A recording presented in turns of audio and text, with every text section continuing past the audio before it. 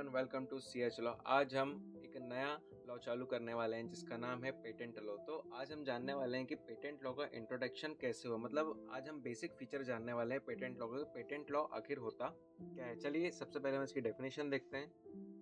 सबसे पहले इसकी डेफिनेशन आती है, वो कहती है patent law is a branch of intellectual property. Intellectual property क्या होती है, हमने रिसेंटली उसका एक वीडियो मैंने बना दिया था, आप वहां जाकर देख सकते हैं। तो ये क्या है, इंटेलेक्चुअल प्रॉपर्टी की एक ब्रांच है क्या, patent law, that grants exclusive legal right to an inventor for a new useful and non obvious invention.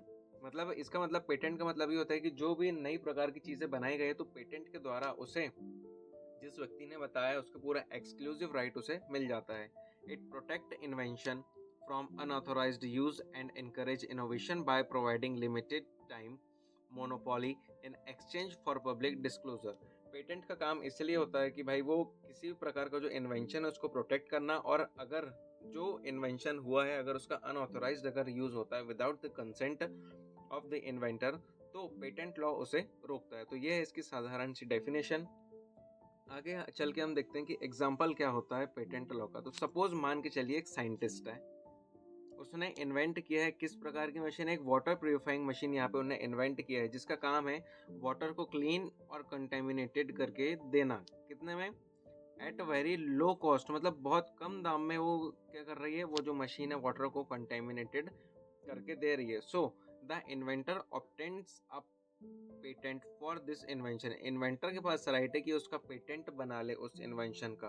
अब वो पेटेंट क्यों बनाएगा, ताकि नो वन कैन मेक, ना ही कोई व्यक्ति उस मशीन को देखने के बाद दोबारा वैसी मशीन बना पाए, ना ही विदाउट हिज कंसेंट उसका यूज कर पाए, ना ही उस मशीन की कॉपी को बेच पाए, और ना ही उस मशीन को कॉपी कर पाए। That machine without the inventor permission, मतलब विदाउट इन्वेंटर की परमिशन के आप इतने काम नहीं कर सकते जिसमें पहला अपना मेक, यूज, सेल और कॉपी यहाँ पे क्लियर हो जाता है।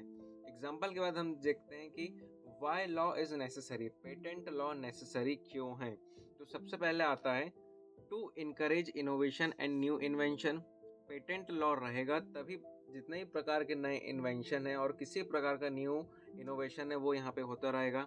सेकेंड पॉइंट हमारे पास है to give legal protection to inventors from their invention. मतलब मान के चलिए अगर किसी भी व्यक्ति ने कोई नई चीज इन्वेंट किया है तो लीगली उसके इन्वेंशन पर जो प्रोटेक्शन मिलता है वो इस लॉ के तहत मिलता है।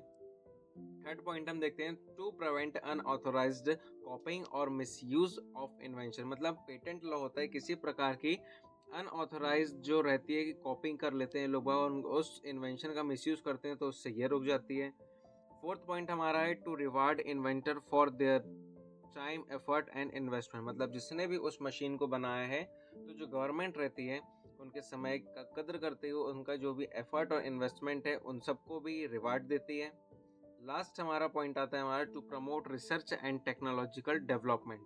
पेटेंट लॉ के द्वारा लोगों को पता रहेगा कि नहीं भाई अगर हमें पेटेंट मिल जाएगा तो हमारा इसी के साथ साथ नाम भी हो जाएगा और टेक्नोलॉजी में हमारी डेवलपमेंट भी होगी। तो इसी के साथ साथ जो हमारी देश की जो टेक्नोलॉजी है वो भी बढ़ती रहेगी।